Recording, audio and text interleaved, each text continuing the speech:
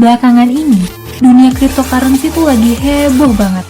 Khususnya buat mereka yang biasa trading kripto ataupun nyimpen aset kripto kayak Bitcoin dan Ethereum dalam jangka panjang.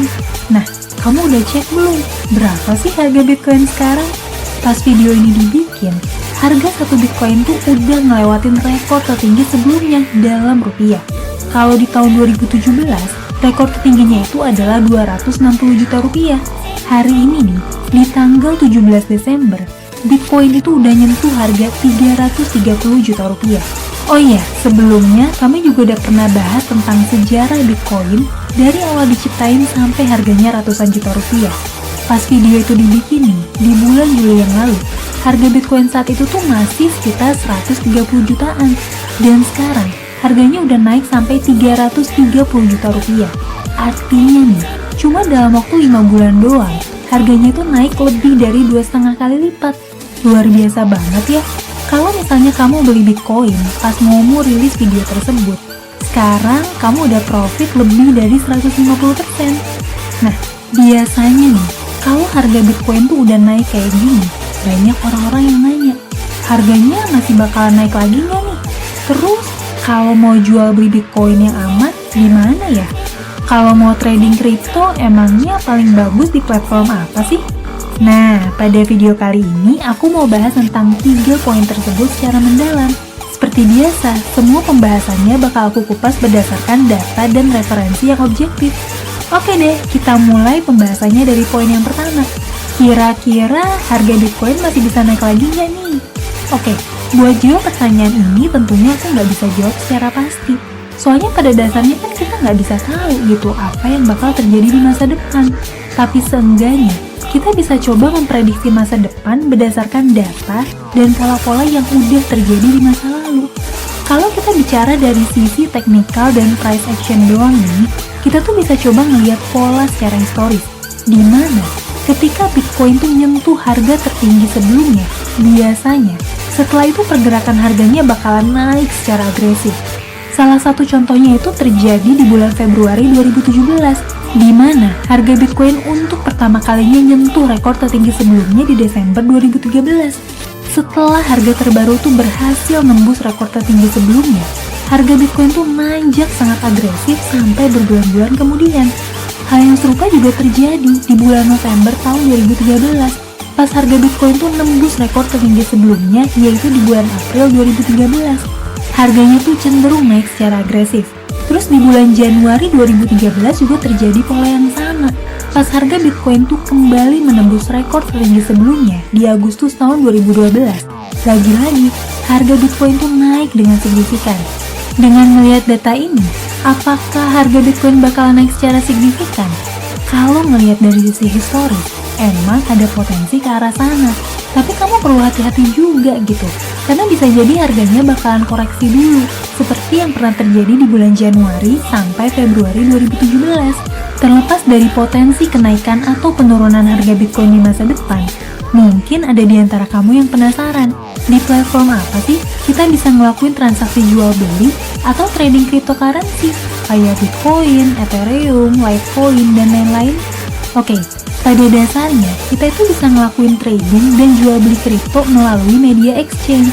Di Indonesia sendiri nih, udah ada beberapa exchange yang nawarin fitur jual beli aset kripto dengan pairing mata uang rupiah. Oh iya, buat kamu yang mungkin belum tahu, di Indonesia itu aktivitas jual beli aset kripto kayak Bitcoin, Ethereum, dan lain-lain tuh legal dan enggak dilarang.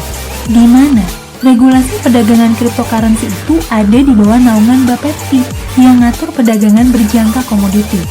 Sekarang mungkin kamu mulai mikir, exchange mana nih yang kira-kira paling oke buat jual beli kripto kayak Bitcoin? Sebetulnya sampai saat ini udah ada 13 exchange yang terdaftar resmi di Bapepti. Di luar 13 itu sebetulnya ada banyak banget gitu ya, exchange kripto lain. Tapi kalau aku pribadi lebih nyaman buat nyebut exchange yang terdaftar resmi. Seenggaknya exchange ini tuh udah diawasi dan teregulasi di Indonesia. Nah, dari 13 exchange tersebut, tentunya semuanya tuh punya keunggulan dan kekurangannya masing-masing. Ada yang fee transaksinya murah, ada yang fitur tradingnya tuh lengkap, ada yang fokus di user interface yang nyaman, ada juga yang fokus buat bikin sistem keamanan yang canggih. Semua kelebihan itu tuh akhirnya balik lagi gitu ke selera dan pilihan kamu. Tapi supaya kamu lebih gampang nilai mana sih yang cocok buat kamu, aku mau coba ulas 5 exchange yang cukup populer di Indonesia.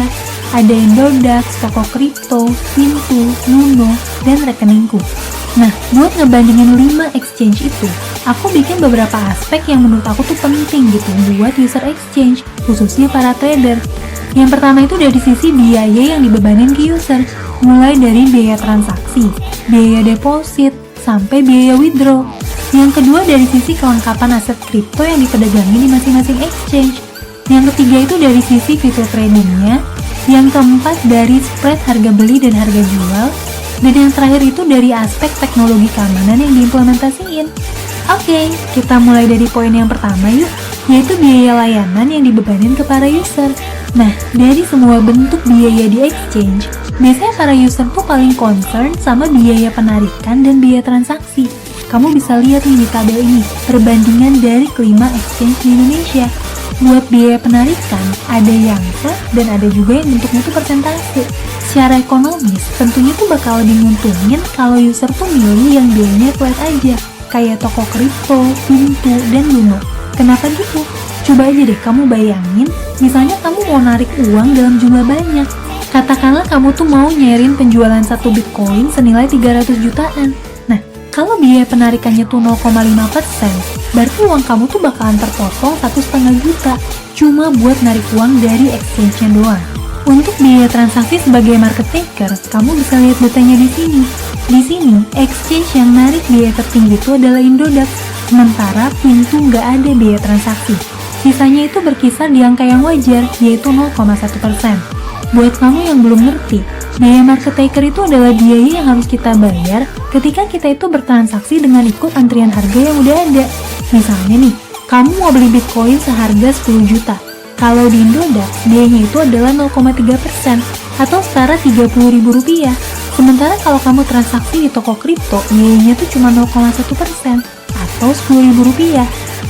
Sekarang kita lanjut ke poin yang kedua, yaitu dari sisi kelengkapan aset kripto yang diperdagangin. Kamu bisa lihat di sini perbandingannya.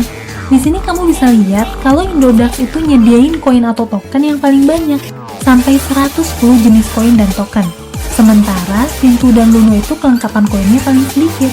Kamu juga harus tahu juga nih, kalau ada banyak banget koin ataupun token kripto selain Bitcoin dan Ethereum.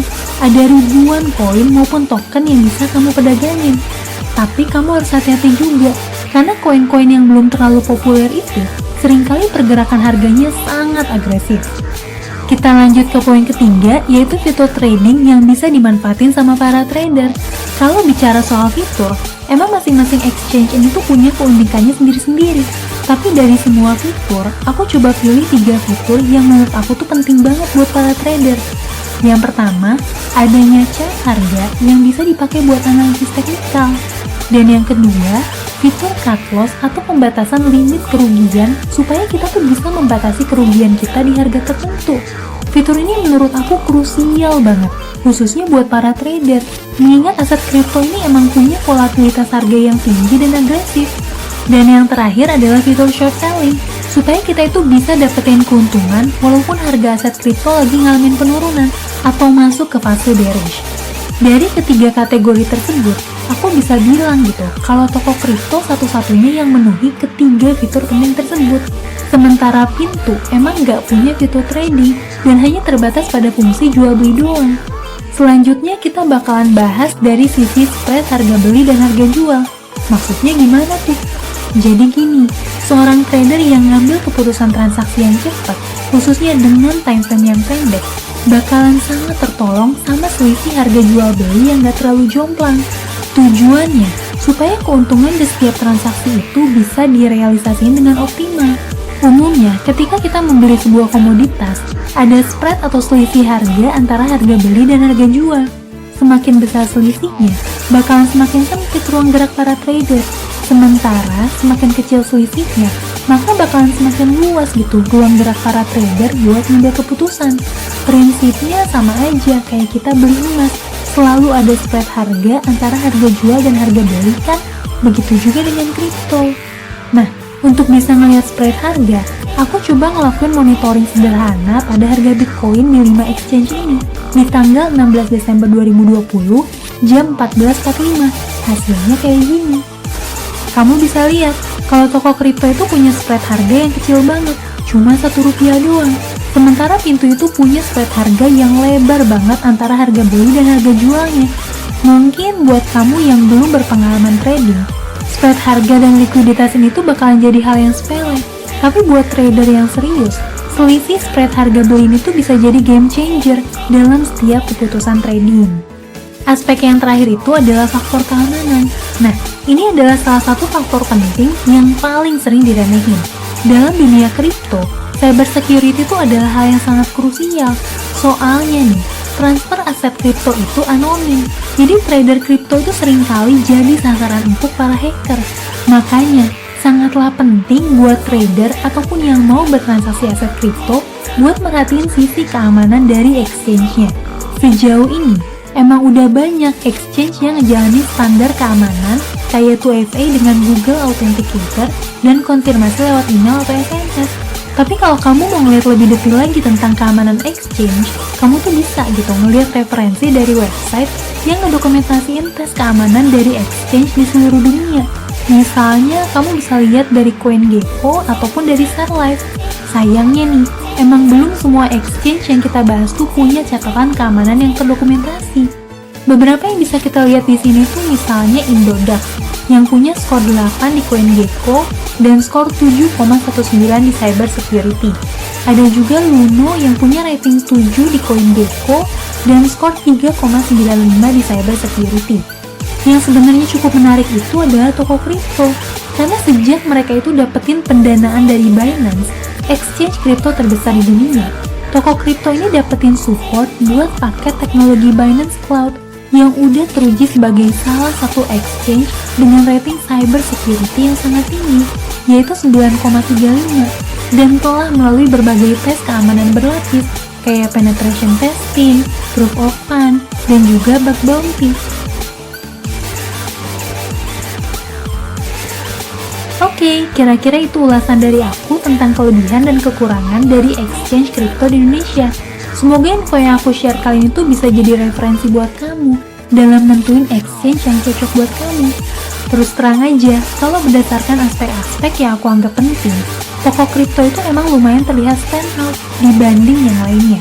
Baik dari sisi biaya yang murah, fitur trading yang esensial buat trader, spread harga yang sangat rendah atau bahkan nyaris nggak ada, dan juga teknologi keamanan yang disupport sama Binance sebagai exchange kripto terbesar di dunia saat ini. Walaupun begitu, bukan berarti toko kripto itu nggak punya kelemahan sama sekali ya. Dari penelusuranku nih, proses registrasinya tuh sedikit lebih panjang dan komprehensif dibandingin exchange yang lain. Terus jumlah pairing aset kriptonya juga belum selengkap Indodax dan rekeningku. Oh iya, buat kamu yang suka ngincer komisi member get member dari exchange, beberapa exchange ini tuh juga nawarin komisi referral. Silakan kalau kamu mau pakai.